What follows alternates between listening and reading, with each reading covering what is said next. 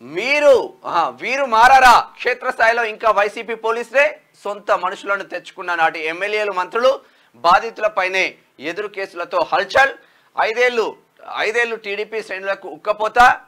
చాలా చోట్ల నేటికి అదే ఎస్ఐలు సిఐలు ఐపీఎస్ల బదిలీలకే దాదాపు నెలన్నర.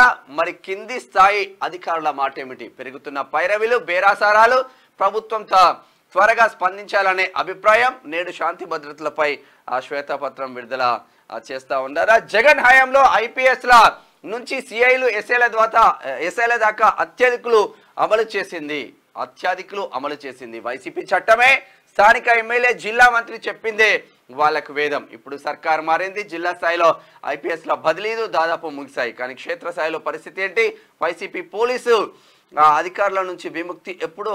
ఇది అంటే వైసీపీ ప్రభుత్వం ఒకటే కాదు, ఏ ప్రభుత్వం వచ్చినా కూడా వాళ్ళకు అనుకూలంగా ఉండే ఆ పోలీస్ బాస్లను, అక్కడ సిఐలు కూడా లక్షలు పెట్టి లక్షల లంచాలు పెట్టి పోస్టింగ్లు ఇప్పించుకుంటున్నారు. ఇది ఇప్పటి నుంచి కాదు, జమాన్సే నడుస్తూ ఉంది. ఒక ఆంధ్ర రాష్ట్రమే కాదు, ప్రతి దగ్గర ఇదే పరిస్థితి ఉంది. ఇక వీళ్ళకు ఇప్పుడు జగన్ సర్కార్కు అండగా ఉన్న ఐపీఎస్ ఐఏఎస్లు టార్గెట్ అయితే నెక్స్ట్ ఒకవేళ ఇప్పుడు చంద్రబాబు నాయుడుకి సపోర్ట్గా ఉన్న వాళ్ళు కూడా నెక్స్ట్ టార్గెట్ అయ్యే అవకాశాలు ఉంటుంది. కామన్గా జరుగుతూ ఉంటుంది. ఇక్కడ ఆంధ్రజ్యోతి హెచ్చరిస్తూ ఉంది.